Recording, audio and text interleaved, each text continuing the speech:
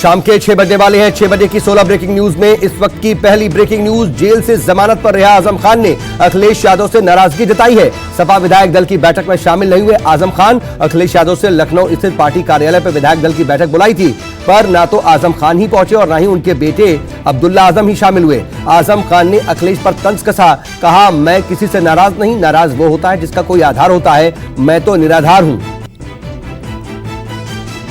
6 बजे की दूसरी ब्रेकिंग न्यूज। नोएडा में अब फिल्म शूटिंग के लिए चुकानी होगी रकम। 11,000 से 1 लाख रुपए तक लगेगा प्रतिदिन का किराया। अथॉरिटी ने कई जगहों को शूटिंग के लिए किराए पर देने का फैसला लिया। शूटिंग के लिए होने वाली बुकिंग से जो पैसा आएगा, अथॉरिटी उसे उसी जगह को और बेहतर बनाने में लगाएगी। बताया गया कि अथॉरिटी के पास मौजूदा समय में सबसे ज्यादा टीवी सीरियल्स और वेब सीरीज की शूटिंग के लिए लोग आ रहे हैं।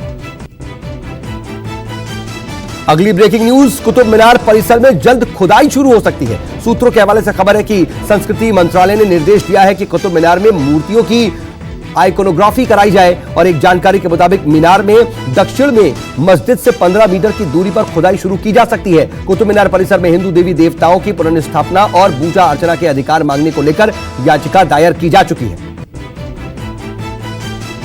6 बजे की अगली ब्रेकिंग न्यूज। एएसआई ने कुतुब मीनार का निरीक्षण किया। बताया जा रहा है कि इतिहासकारों के साथ एएसआई की टीम ने कुतुब मीनार का निरीक्षण किया। एएसआई के 4 अधिकारी और रिसर्चर इस दौरान मौजूद थे। इस विजिट में संस्कृति सचिव गोविंद मोहन के साथ 12 लोगों की टीम थी, जिसमें 3 इतिहासकार, 4 एएसआई के अधिकारी और रिसर्चर थे। एएसआई के अधिकारियों के मुताबिक कुतुब मीनार में एक्सकेशन का काम 1991 के बाद से नहीं हुआ है।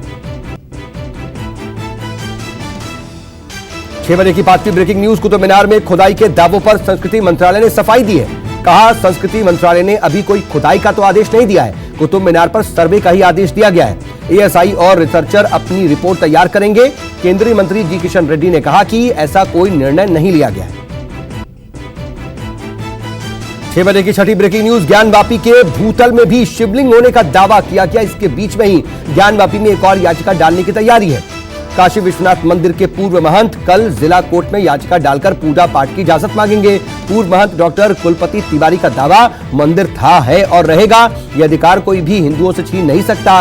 यही नहीं, पूर्व महंत ने यह भी कहा कि उनकी याचिका का कोर्ट के सारे वकील समर्थन करेंगे। नई याचिका को लेकर मस्जिद विवाद मामले में हलचल बढ़ गई।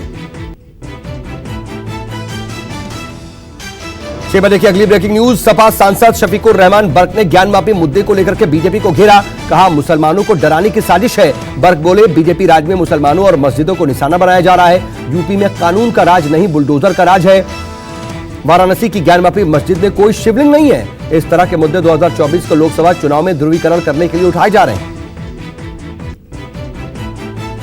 6 बजे की अगली ब्रेकिंग न्यूज। अरुणाचल प्रदेश में केंद्रीय गृह मंत्री अमित शाह ने कांग्रेस पर हमला बोला। कहा कांग्रेसी मित्र बोलते हैं कि 8 साल हो गए, मोदी जी ने किया क्या? ये कांग्रेस वाले आंख बंद करके विकास को ढूंढ रहे हैं। राहुल बाबा आंख खोल दो, इटालियन चश्मा निकाल दो और भारतीय चश्मा पहन लो तो मालूम पड़ेगा कि 8 साल में क्या हुआ।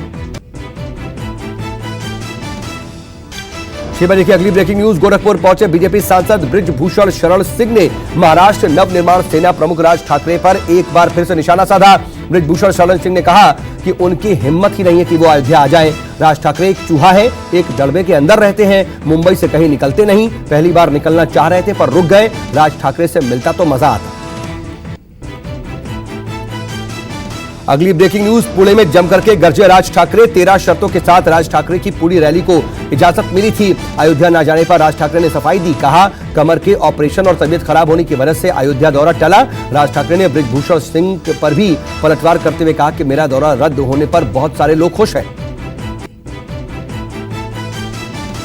6 बजे की 11वीं ब्रेकिंग न्यूज। पेट्रोल डीजल की कीमतों में एक्साइज ड्यूटी घटाने पर पी चिदम्बरम ने तंज कसा। कहा केंद्र सरकार के इस कदम के बाद सरकार की ऐसी स्थिति हो गई है कि एक तरफ कुआं है, दूसरी तरफ खाई है। चिदम्बरम ने कहा असली कटौती तब होगी जब केंद्र पेट्रोल और डीजल पर लगने वाले उपकर में कटौती करेगा।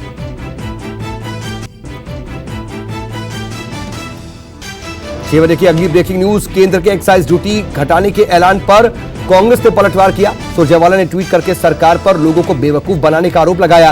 रणदीप सुरजेवाला ने कहा 60 दिनों में 10 रुपए बढ़ाए, अब 9.5 रुपए घटा दिए। लोगों को बेवकूफ बनाना बंद करे सरकार। सुरजेवाला ने ट्वीट में कहा पिछले 2 महीनों में पेट्रोल की कीमतें जितनी बढ़ी, सरकार ने उससे कम ही घटाई हैं।